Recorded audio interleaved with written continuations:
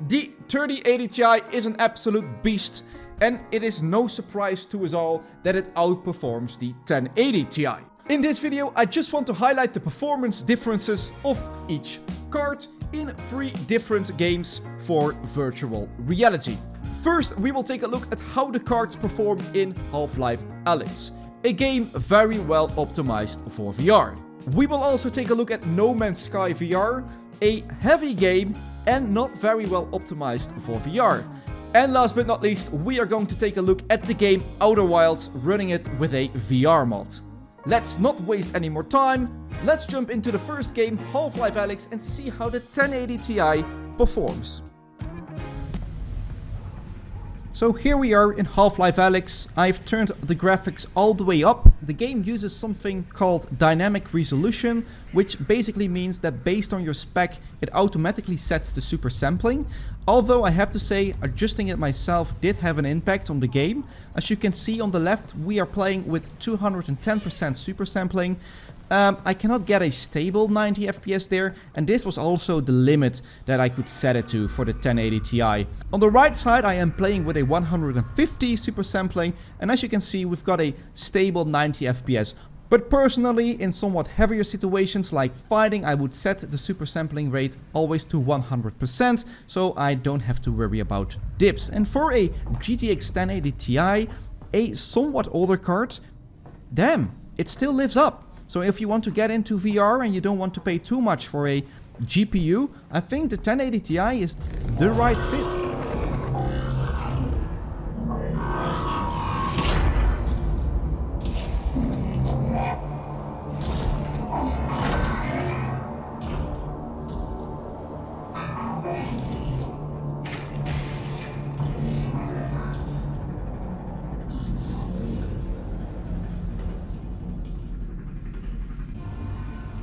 Alright, so here we are playing Half-Life Alyx on the 3080 Ti with a super sampling of 300%. And I can say, everything looked so sharp, it was unbelievable.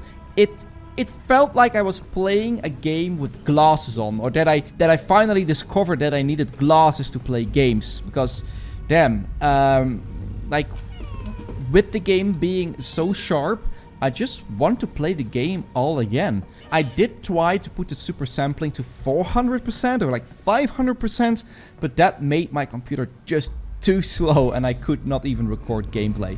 But 300%, I have to say, that's stunning. That's stunning. How's it looking up there? It's good, Dad. Metrocop movement is normal. Same for the Combine patrols. So here we are playing No Man's Sky with the 1080 Ti. I'm not showing you the options. Trust me, everything is at its lowest. Everything is turned off.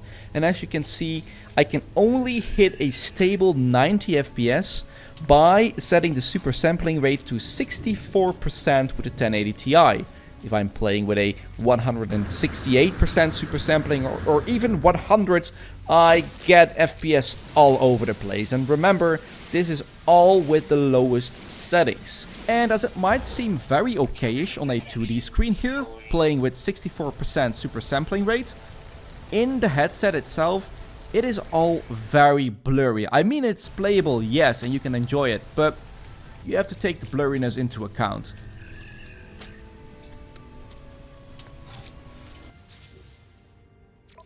So, No Man's Sky VR with the 3080 Ti, everything on high, DLSS on, and DLSS quality on balanced, and as you can see, a nice stable 90 frames per second. The DLSS makes the game look a little bit blurry, but not that much that it annoys me.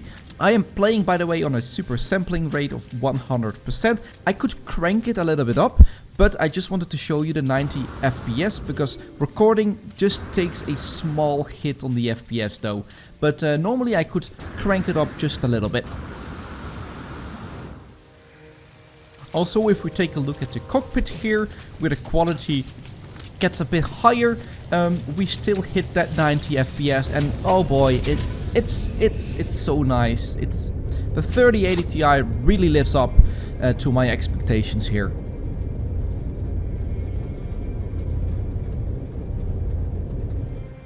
Now, just as a joke, I did put everything up to ultra with the same DLSS settings, and now you can see a little bit of a dip. Maybe without recording I could hit that 90 FPS, but setting the DLSS quality to ultra performance fixes that all.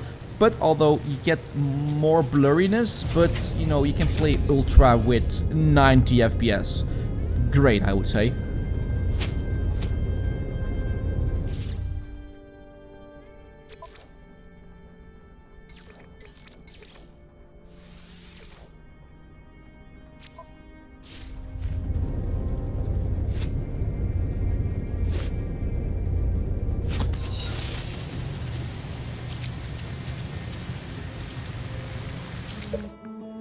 So, last but not least, Outer Wilds in VR with the 1080 Ti.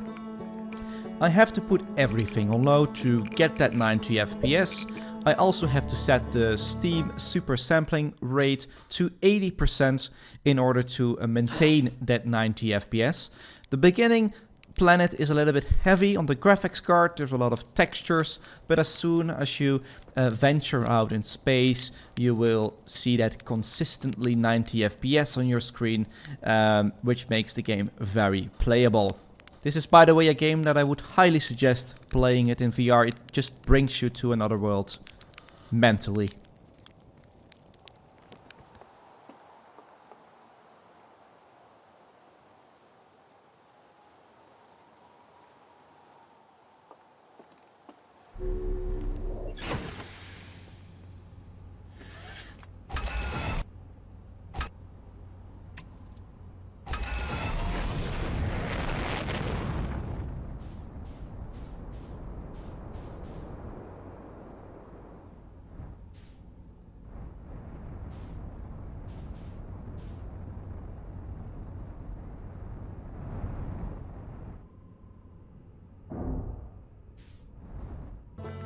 Same game, but now with the 3080 Ti, and I can crank up the graphics to high and set the super sampling rate to 100%. I can crank that, by the way, up to 150% if I want.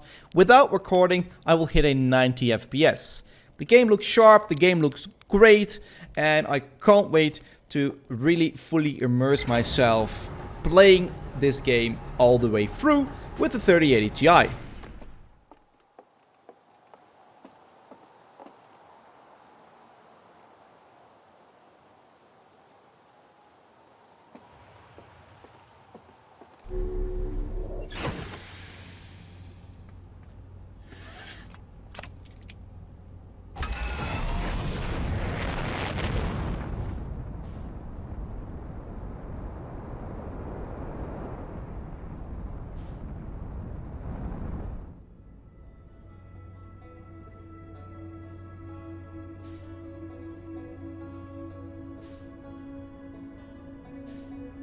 So that was it for this video, and I have to say the 1080, what a beast of a card. Again, if you want to get into VR but you don't want to waste too much money on a GPU, then get the 1080 Ti. I know that you can get a used one, here in the Netherlands at least, for around 450-500 euros. Now, if you don't want to worry about your frames per second, or if you are a content creator streaming or recording videos, then I think the 3080 or the 3080 Ti is the way to go. Now, if you like this video, then give it a like, and if you want to keep up to date with the latest VR gameplay videos and VR updates, then I would highly appreciate you subscribing to this channel. I hope to see you in the next video.